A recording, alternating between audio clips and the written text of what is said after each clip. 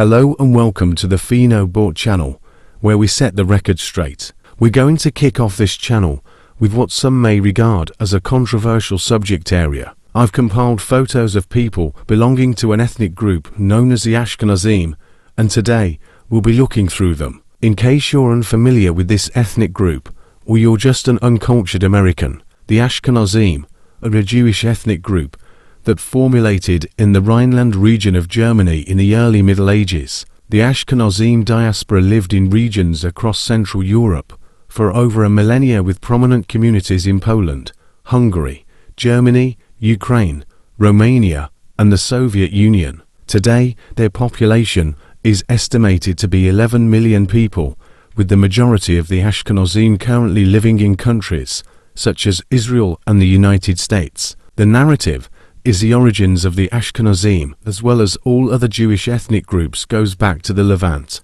Today, there are heated discourses on whether or not this is the case.